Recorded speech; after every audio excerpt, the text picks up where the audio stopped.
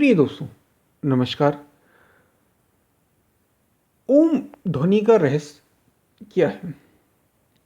ओम ध्वनि का इतना महत्व क्या है?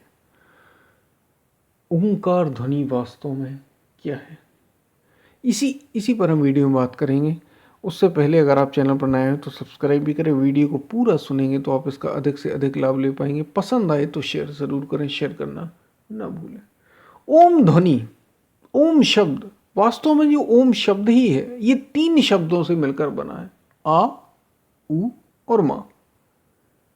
आ, उ और माँ, इन तीनों का योग ओम हो जाता है। वास्तव में आ, उ, माँ ही है, इसलिए आ, उ और माँ ऐसा इसका उच्चारण है। ध्वनि का उच्चारण ही इस प्रकार है। लेकिन हम ओम कहने लग गए, एकदम ओम ओम ओम, ओ और माँ कहने लग गए, जबकि आ, उ और माँ इन 3 शब्दों से मिलकर उच्चारण इसका होता है। इसकी विशेष बात यह है कि ये सृष्टि की मूल ध्वनि, यानी जब ध्वनि आई, जब ये साउंड आया, जो जानने वाले हैं, जिन्होंने गहराइयों में खोजा, उन्होंने ये पाया अपने ही भीतर। ये कहीं बाहर खोजने की विषय, ये कोई सब्जेक्ट नहीं है जो बाहर खोजा जाए, ये भीतर खोजने की बात है। जिन्होंने भीतर जो खोजा गहरे में, तो उन्होंने पाया कि सबसे पहले साइलेंस था, यानी मौन। और जब कोई ध्वनि आई, यानी उत्पत्ति हुई ध्वनि की, तो वो आ, उ और माँ ही थी। ये ध्वनि लगातार स्पंदित हो रही, यानी जो खोजा, जिन्होंने, जिन खोजा तिन पाइया गहरे पानी पे। जिन्होंने गहरे में खोजा, आप भी अगर गहरे में खोजेंगे। इसका पता इतना महत्व क्यों है ओंकार ध्वनि का, या ओम ध्वनि का, या ओम का उच्चारण, इस पर इतना बल क्यों दिया जाता है? महापुरुष योगी इसकी बात इतना क्यों करते हैं? क्योंकि ये मूल सृष्टि की मूल ध्वनि है। यानी आप अगर अपने भीतर खोजेंगे, खोजते खोजते जब आप गहरे में पहुंचेंगे, एकदम अंतिम छोर पर, तो पाएंगे ओंकार ध्वनि का नाद हो रहा है। और उससे परे केवल मौन है। यानी मौन के बाद अगर कोई ध्वनि, मौन जब आप हो जाते, योगस चित्त वृत्ति निरोध, चित्त की वृत्तियों का जब निरोध हो जाता है, आप उस सत्य से एकाकार हो जाते हैं, तो एकदम साइलेंस यानी मौन, वास्तव में सत्य, वो शून्य, जिसको कहा शून्य शब्द भी दिया, वो उतर आता है। और उस शून्य से, शून्य को जानने, अनुभव करने के बाद जो ध्वनि सबसे पहले आई, यानी मौन से ध्वनि में जब सबसे पहले गए, पहुंचे, तो सबसे पहले जो ध्वनि उच्चारित हो रही थी वो ये ओम ही थी, आ, उ और माँ।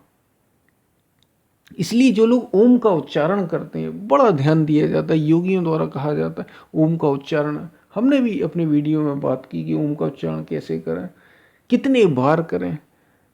तो इसके उच्चारण से क्या होता है, हमारे भीतर संतुलन, बैलेंस आता है। क्योंकि ये उस बैलेंस से, संतुलन से, सृष्टि के मूल से जुड़ी हुई। इसलिए ये आपके भीतर, जब आप ओम ध्वनि का उच्चारण करते हैं, वास्तव में ओम नहीं, आ, उ और माँ, तो इन, जब आप इनके योग का, ओम का उच्चारण करते हैं, तो इससे आपके भीतर एक संतुलन पैदा होता है। आपके भीतर भी एक शांति, संतुलन आता है, शारीरिक रूप से भी, मानसिक रूप से भी। इसलिए इसका इतना अधिक महत्व है ओम का। वो इसका रहस्य ही ये है, क्योंकि ये सृष्टि के मूल से जुड़ा। सबसे पहली जो ध्वनि आई मौन के बाद, खोजने वालों ने ये जाना कि वो ओम ही है।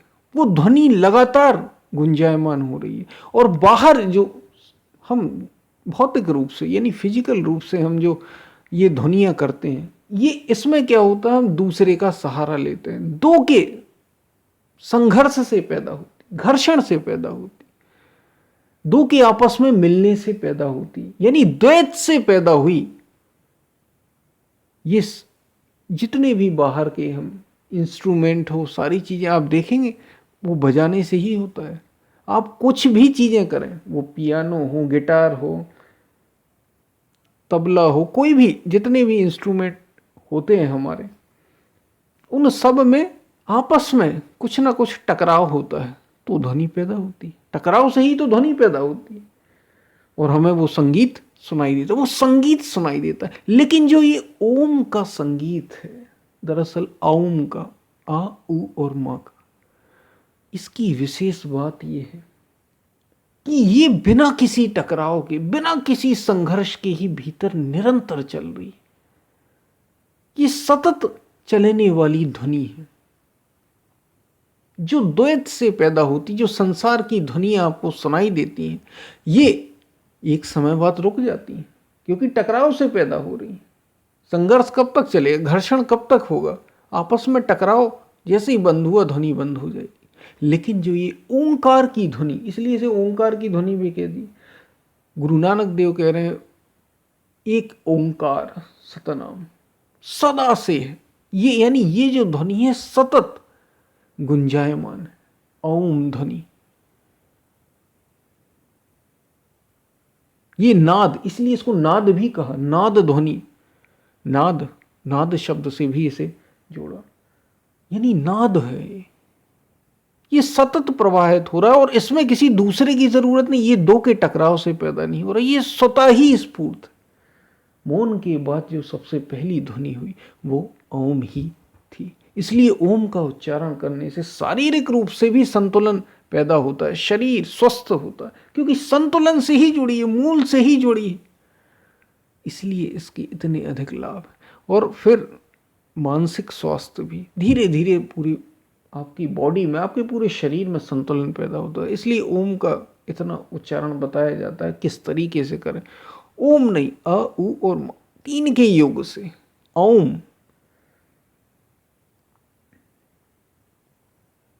इससे हमारे भीतर संतुलन भी आता है, शांति भी आती है, स्वास्थ्य भी आता है। इसलिए उसके उच्चारण पर इतना अधिक बल दिया गया। और विशेष बात यह है कि इसको जपते जपते, इसको भजते भजते, संतों ने कहा इसकी स्मृति करते, इसको दोहराते दोहराते आप उस सत्य तक भी पहुंच सकते हैं। उससे आपका कुछ संपर्क होता है जिसको खोजा, इसको खोजा गया है। ये केवल कहने सुनने की बात नहीं, इसको अनुभव किया गया, इसको एक्सपीरियंस किया, इसको जाना है जानने वालों ने। इसलिए ओम बड़ा कीमती, बड़ा महत्व का है। ये मूल ध्वनि है जो सबसे पहले स्फूर्त हुई, प्रकट हुई उस मौन से। और ये ध्वनि ऐसी ध्वनि है जो टकराव से, घर्षण से पैदा नहीं होती, ये स्वतः ही है, इसलिए सदा है। ये ध्वनि सदा है, सभी ध्वनियों का सार। और संसार की उत्पत्ति ही, यानी ये जो संसार, ये जो दुनिया हम देखते, ये पैदा ही दरअसल ध्वनियों से हुआ है, ध्वनियों के मेल से ही हुआ है। अलग अलग प्रकार का साउंड है जिससे इस साउंड के वाइब्रेशन से चीज़ें अलग अलग वाइब्रेशन से पैदा होती चलेंगी। कंपन है, स्पंदन है, और सबका जो मूल है वो ये ओम ध्वनि है। ओम ध्वनि, अ उ और म। इसलिए इसका जब आप उच्चारण करते हैं तो आपके भीतर एक बैलेंस, संतुलन आता है। यही ओम का रहस्य और ओम का महत्व है। ओम का आ उ और म तीन से उच्चारित हुई। तो ये हमने ओम पर कुछ बातें की, ओम ध्वनि का रहस्य, ओम का उच्चारण। आपको ये बातें समझ में आई होंगी। हम फिर मिलते हैं, तब तक के लिए धन्यवाद।